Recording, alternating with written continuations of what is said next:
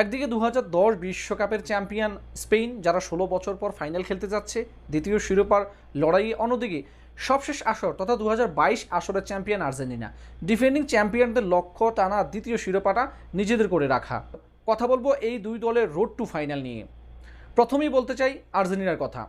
Argentina এবারের বিশ্বকাপে তারা গ্রুপ পর্বে 3টা ম্যাচ খেলেছে। প্রথম ম্যাচে তারা আলজেরিয়ার বিপক্ষে লিওনেল মেসির দুর্দান্ত হ্যাট্রিকে 3-0 গোলের জয় পেয়েছিল। দ্বিতীয় ম্যাচে অস্ট্রিয়ার বিপক্ষে তারা 2-0 ব্যবধানে জয় পেয়েছে, সেখানেও লিওনেল মেসি গোল করেছেন। এবং গ্রুপ পর্বের শেষ ম্যাচে জর্দানের বিপক্ষে 3-1 গোলের জয় পেয়েছে। রাউন্ড অফ 32-তে আর্জেন্টিনা মুখোমুখি হয়েছিল কেপ ভার্দের বিপক্ষে, যারা এবারের আসরে চমক দেখিয়েছে। প্রথমবারের মতো বিশ্বকাপ খেলতে এসে অবিশ্বাস্য একটা সফর করেছে এবং আর্জেন্টিনার বিপক্ষে তারা দুর্দান্ত পারফরমেন্স করেছে। 90 মিনিট পর্যন্ত 2-2 গোলের ড্র থাকার পর 111 মিনিটে কেপ ভার্দের রক্ষণভাগের খেলোয়াড় ড্যানির আত্মঘাতী গোলে শেষ পর্যন্ত আর্জেন্টিনা 3-2 ব্যবধানে সেই ম্যাচটা জিতেছিল। এবং রাউন্ড অফ 16-তে তাদের প্রতিপক্ষ ছিল মিশরের বিপক্ষেও প্রথম 2-0 গোলে পিছিয়ে পড়েছিল আর্জেন্টিনা এবং সেই পিছিয়ে পড়া থেকে অবিশ্বাস্য কামব্যাক করেছেন লাউতারো মার্টিনেজ। তিনি বদলি খেলোয়াড় হিসেবে নেমে গোল করেছেন এবং শেষ পর্যন্ত আর্জেন্টিনা সেই ম্যাচটাতেও 3-2 ব্যবধানে জয় পেয়েছে। কোয়ার্টার ফাইনালে তারা মুখোমুখি হয়েছে সুইজারল্যান্ডের। 120 মিনিট পর্যন্ত লড়াই করতে হয়েছে সেই ম্যাচে জয়ের জন্য। 90 মিনিট পর্যন্ত ড্র থাকার পর ইনজুরি টাইমে এসে লাউতারো মার্টিনেজ এবং এনজো ফার্নান্দেজের দুর্দান্ত গোলে অবিশ্বাস্য কামব্যাক করে তারা সুইজারল্যান্ডকে হারিয়ে তারা সেমিফাইনালে পৌঁছে গেছে। এবং সেমিফাইনালে তারা মুখোমুখি হয়েছে হ্যারি কেইন এবং জুড বেলিংহামের উড়ন্ত ইংল্যান্ডের বিপক্ষে।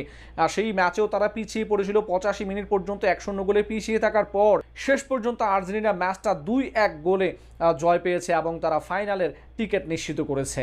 অপরদিকে স্পেনের কথা যদি বলি, এবারের আসরে তারা শুরুটা করেছে দুর্দান্তভাবে। গ্রুপ পর্বে তারা অনায়াসেই জয়লাভ করেছে। পুরো বিশ্বকাপ জুড়ে তারা অবিশ্বাস্য পারফরমেন্স করেছে, দুর্দান্ত পারফরমেন্স করতে সক্ষম হয়েছে। গ্রুপ পর্বে তারা প্রথম ম্যাচে মুখোমুখি হয়েছে কেপ ভার্দের বিপক্ষে, সেই ম্যাচে তারা ড্র করেছে। এর পরের ম্যাচে সৌদি আরবের বিপক্ষে অবিশ্বাস্য জয় পেয়েছে, 4-0 গোলের ব্যবধানে সৌদি আরবকে বিধ্বস্ত করেছিল।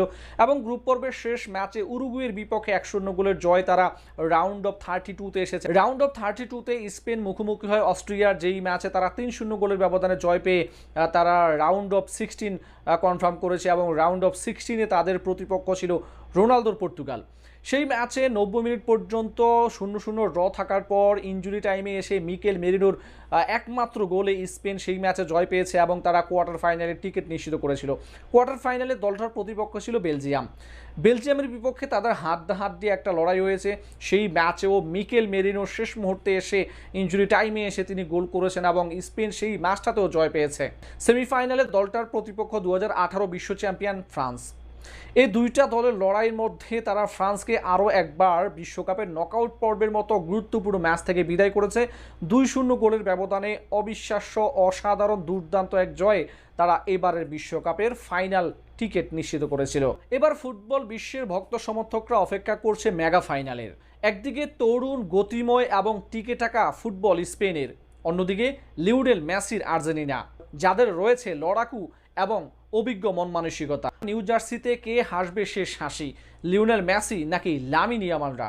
স্পেন কি আরও একবার চ্যাম্পিয়ন হবে, দ্বিতীয় শিরোপা ঘরে তুলবে, নাকি ব্যাক টু ব্যাক শিরোপা ধরে তাদের ইতিহাসে চতুর্থ শিরোপা জয় পাবে আর্জেন্টিনা? কমেন্ট করুন আপনার মূল্যবান মতামত।